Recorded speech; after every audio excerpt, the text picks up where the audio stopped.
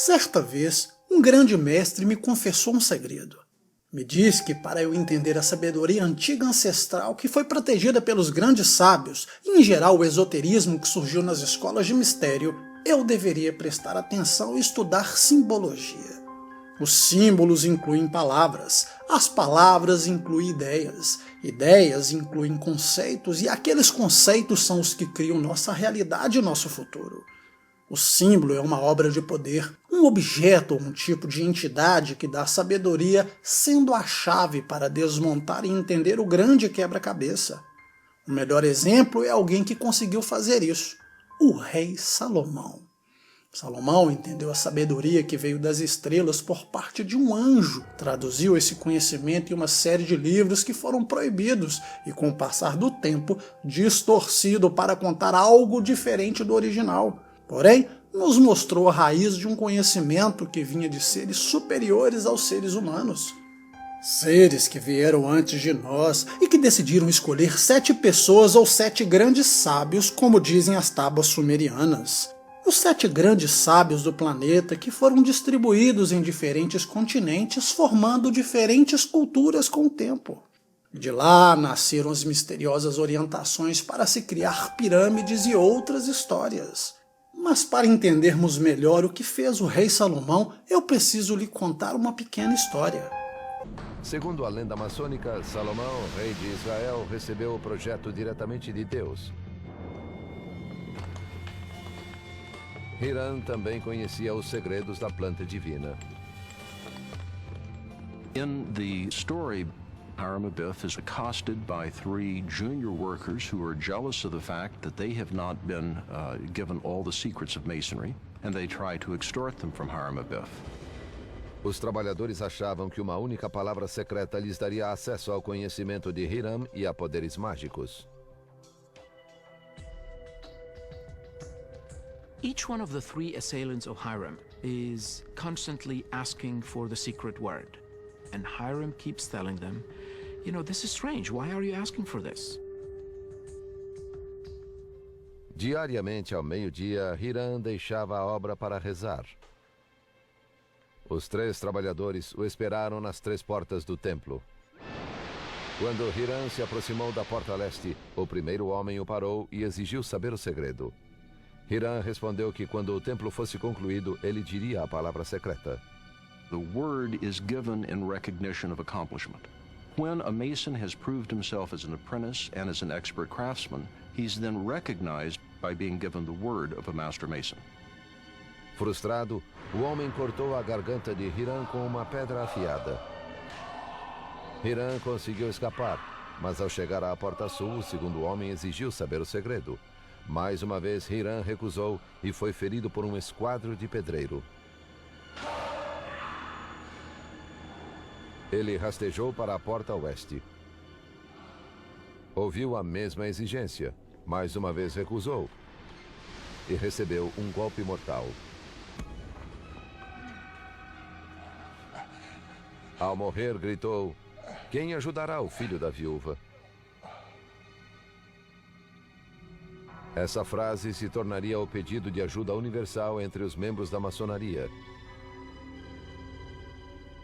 Ao se recusar a revelar seu conhecimento secreto a quem não o merecia, Hiram-Abiff se tornou o maior herói dos maçons.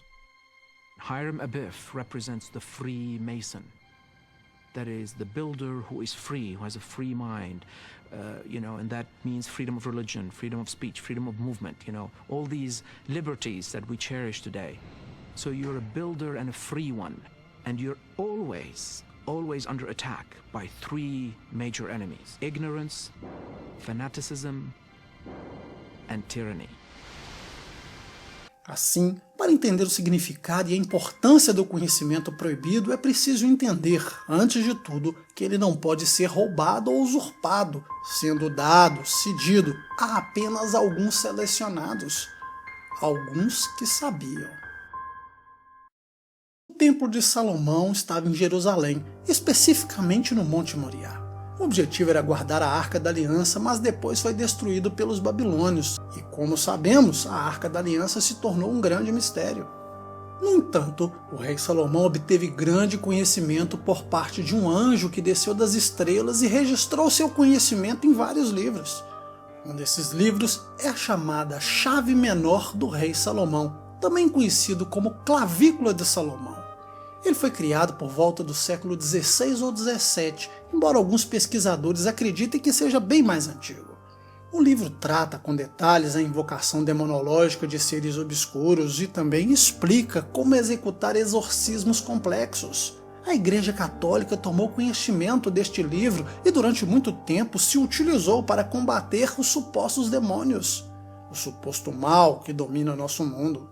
O livro ensina também a criar vários elementos antes dos rituais de evocação e de invocação, mas em especial os talismãs. Muitos pensam que este livro não foi totalmente escrito pelo rei Salomão, porque os títulos atribuídos aos demônios ou as referências a Jesus ou até a Santíssima Trindade são bem posteriores ao rei Salomão. A Igreja Católica, quando pegou a chave menor, modificou os conceitos e extraiu um pouco deles para usá-los na religião católica. Mas a raiz fundamental do livro foi resgatada dos livros antigos do rei Salomão. Aleister Crowley, um mágico ocultista, dedicou um vídeo interessante alguns anos atrás, quando utilizou a chave menor do rei Salomão para criar sua própria versão, uma adaptação para invocar espíritos, demônios e todos os tipos de entidades malignas.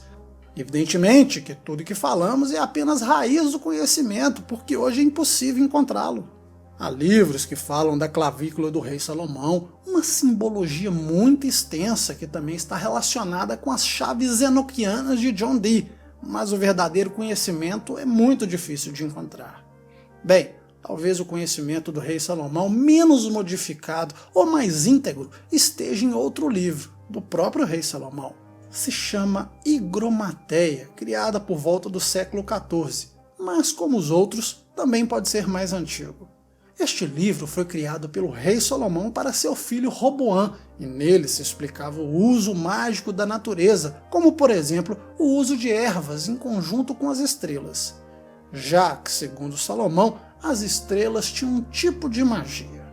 Este livro explica como se conectar ao outro lado, o mundo dos espíritos, um outro plano, e também como dominar esses espíritos. Também contém vários métodos de adivinhação para poder prever o futuro. No entanto, uma das partes mais importantes é de como usar os rituais antigos para criar talismãs alinhados com os astros, simbolicamente, obviamente. Nos fala de como criar pergaminhos, bacias de adivinhação, anéis e armas de magia, entre outras coisas. Este livro podemos encontrar uma versão de 2011 escrita em inglês, e o autor publicou uma série de dados sobre o livro inteiro original. Bem, há livros antigos e grimórios que podemos encontrar, porém são versões e interpretações de seus autores que estudaram casos sobre os grimórios, não são os documentos originais. Aqui é importante dizer que existem muitos autores que usam os fragmentos reais e misturam a outros elementos para vender livros. Bem, este tipo de livro eu sempre aconselho investigar para encontrar algum fragmento, mas é difícil. Mas devemos estudar, cruzar os dados e aprofundar nas entranhas das simbologias.